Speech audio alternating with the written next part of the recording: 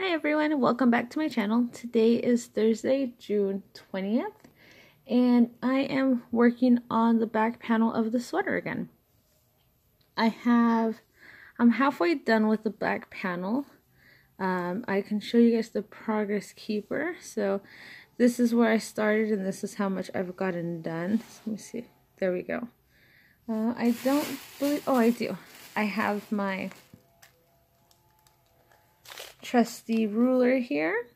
And I apologize for any noise you guys hear in the background.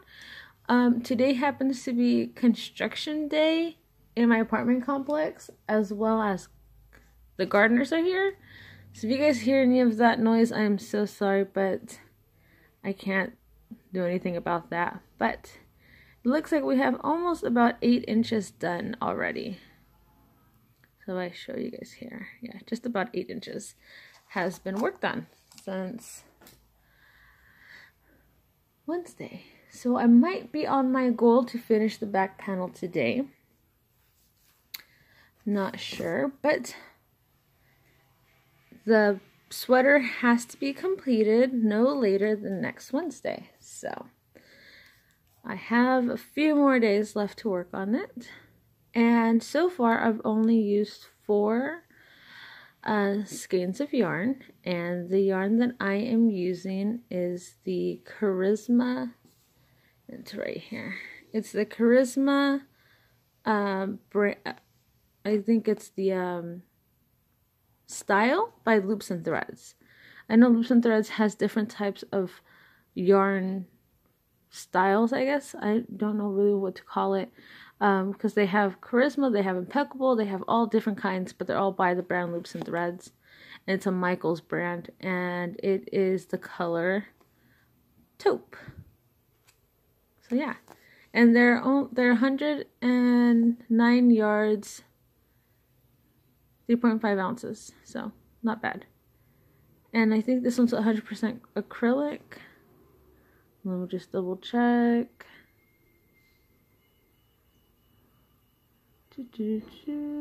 It's always hard to find where it says, isn't it? Sometimes they make it so easy, sometimes they don't. Oh, because it's covered by the label.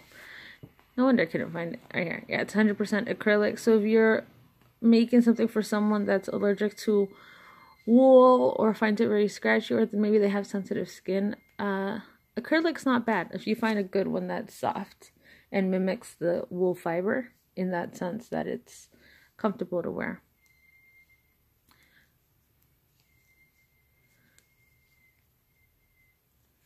I know lately I've been talking about different articles that I've been reading about knitting, and I've just been finding them very fascinating.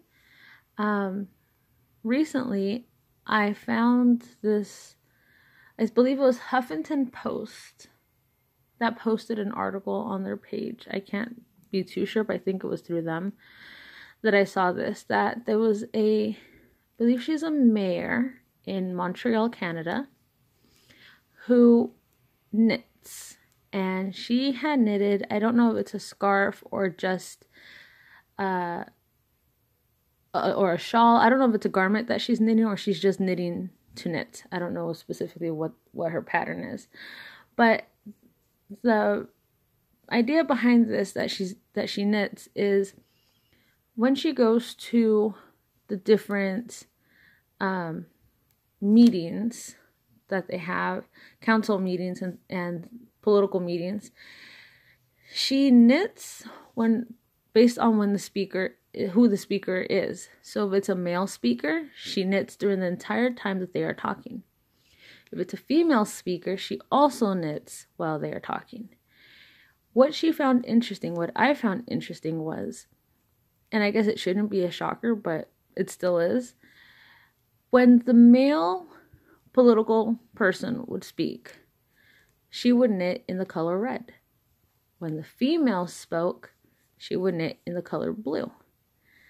Over, I'm assuming, a course of several weeks, maybe even a few months, she noticed that as this knitting project of hers grew, there was a lot more red rows that she knitted up versus the blue ones. And when asked why were there more red than blue, she simply said red shows how much more men talk in political parties when they have their meetings than females do. And she goes, it's not a reflection of that females don't speak up. It's more of a reflection of that the men speaking tend to consistently try to justify the reasoning behind their comments or their argument. And the females just get straight to the point. That's why she doesn't have that much blue knitted into this piece. And she said that she just found it very interesting that men still have a difficult time getting straight to the point. They feel like they have to have some type of backstory or some type of justification for what they say, versus the females just say what they want to say and they're done with it. And so she said she's gone through a lot more skeins of red yarn than she has blue for that reason. But I think that the last couple articles that I've been reading, the one with the physicist that uses knitting to try to knit up patterns based on the different molecules, how their structure, and then having to read another article how knitting helped regain basic motor skills for a stroke survivor, and then having read again last night an article about basically using knitting as I wouldn't say a progress tracker, but like as an information, like as a tangible infographic of how much more men speak than females in the political area in Montreal where this mayor is from. And I just found that interesting because knitting isn't just something that I've been noticing over the past couple days. It's more than just something to do when you're bored, or something to do when you want to relax, or it's more than just a hobby. I've been noticing a lot more based on these articles that I've been reading that it opens a whole new world of understanding how knitting, these basic skills, can provide much more information, can be helpful to people. And it's amazing to me that that's what it can turn into. But yeah, I just found that very interesting because I know people have progress keepers or like trackers on their planners that they just like, they're little squares and they color them in and things like that just to keep track. But to have a tangible one like the knitting garment, I just found that very, very interesting.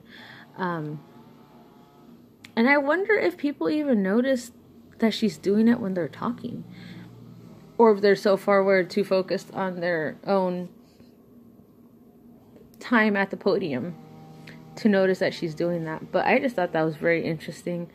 What I would be interested to know is I have seen in the crochet world, cross stitch world, they do a lot of temperature stitching, which means every day based on the high and low of the area that you're at, there's a different color, and you stitch a couple stitches, and at the end of the year it makes a design.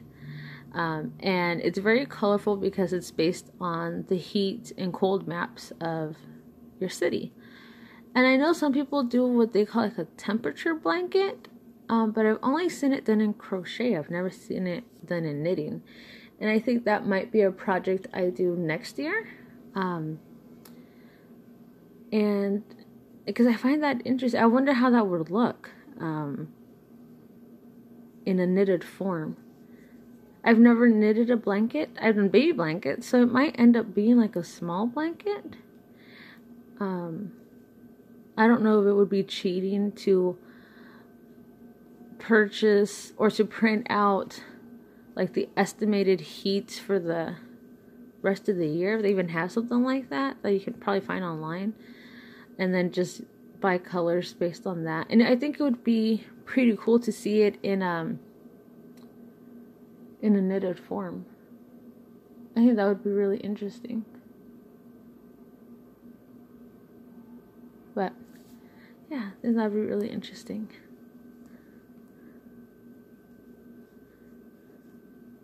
But yeah, I am, like I've said in the past, I'm an avid reader, so a lot of these articles, they're usually a 2-minute read. I don't think I've read an article that's longer than 5 minutes.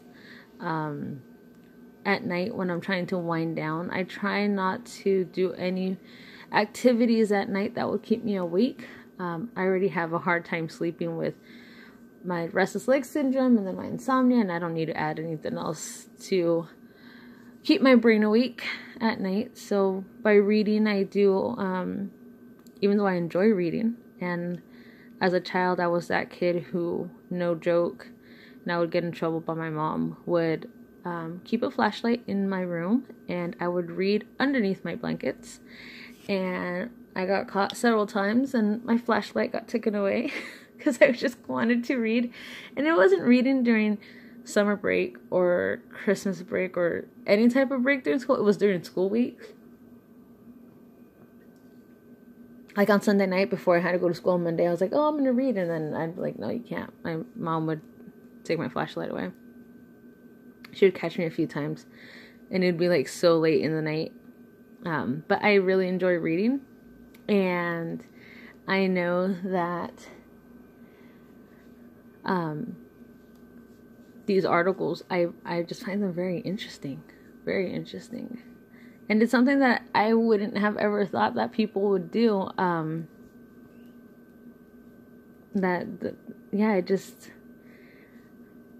It just amazes me. I mean, I just thought, oh, people just knit to relax. It's a hobby. They, something to de-stress with. But to find out now more and more that I'm finding these articles and reading them, that they're used for much more. There's a more, I wouldn't say practical use, but there's more than just one use with this hobby.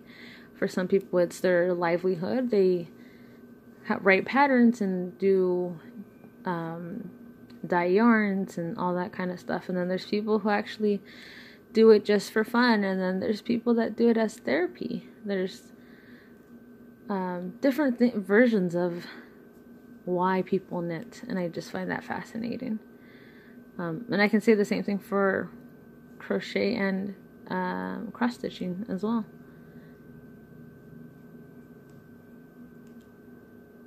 Again, I apologize if you guys can hear any of that noise in the background.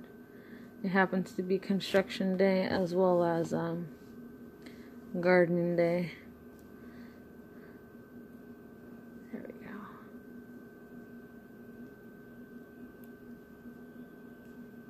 Oops. In case you guys are wondering, I am currently working on and I don't know if I said it already, I probably did earlier. I'm currently working on my 4th skein of yarn.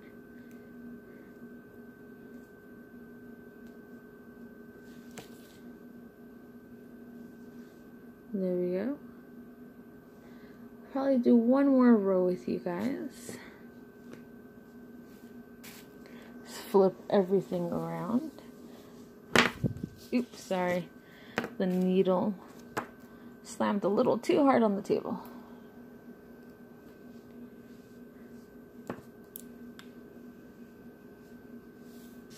And I have to readjust myself here. Okay, now perfect.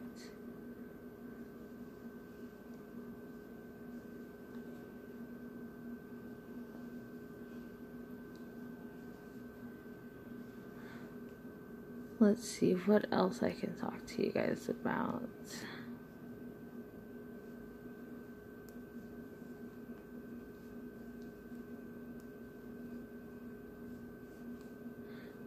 Trying to think. I think this weekend I might be reorganizing my yarn stash. Haven't figured out what to do with it yet, but I might be reorganizing it. I have a lot of yarn and I want to put it all in one area. I have one tote that I keep by the couch, and the reason why I keep it there is before I started doing this test knit, I would use that tote and pick up yarn that I wanted to get basically de-stash. So that's the yarn that I want to use up first. I have noticed when I've been watching a lot of Knitty Natty on YouTube, and I saw how she has her yarn displayed, which is beautiful. And I've also been watching Yarn Hoarder on Instagram, and she has my dream craft room. It's so beautiful. She sits in this on a couch, and the background of her craft room is just beautiful. And the funny thing is, that's what attracted me to her video. The very first video I've ever watched is basically a photo of her craft room, and she just has this whole wall full of different yarns, and I was like, that's it, that I want that. But of course it takes time to build up a collection like that too, so I'm not jealous. I'm just, one day I'll get there. But right now what I want to do is de-stash any yarn that I'm not happy with. And I'm not one of those people that just want to waste it and be like, well, I bought it, now I have to give it away because I don't want to use it. No, I'll use it for something. I can make probably Christmas gifts with it or something else. Like I've said, I've only been working with yarn for a few years, and I'm starting to learn what feels good when I work on it, what's scratchy, what's squishy, what's soft, what's enjoyable and comfortable to work with. I don't want to work with something that hurts my hands. I don't want to work with something that just doesn't feel right. So going through the motions and having the opportunity to work with different types of yarn textures, I'm realizing what I do and don't like. So I want to use up what I have, and hopefully be able to curate my yarn stash to what I enjoy working with. So that's why I have a bucket, or not a bucket, a tote next to my couch where I'm just trying to de-stash that yarn. And then I have yarn that I had purchased, and I think I showed that in a haul video, the Lion Brand haul that I did. I still have to put that away. It's still sitting in its shipping box, but it's fine. It's being protected from any dust, which is great. So I'm hoping this weekend I can put my yarn together. I don't have that much where it's gonna take up a lot of room, but I still want to be able to put it all in one section, have it pretty nice and everything. So that might be a project that I do. And I will leave you guys with these last stitches. And the plan that I have is to continue working on the back panel, start the sleeves, and I'm hoping I can have at least one sleeve done by Saturday. If I can have them both done, that would be awesome, because it's crunch time. I only have 6 days left to have this completed, because the pattern goes live on the 29th, that's Saturday, and it needs to get done. So thank you again for spending time with me today. I really appreciate you guys taking the time. I hope you guys are having a great day so far. Like, comment, and subscribe, and I will talk to you guys again tomorrow to see where we're at. Thanks.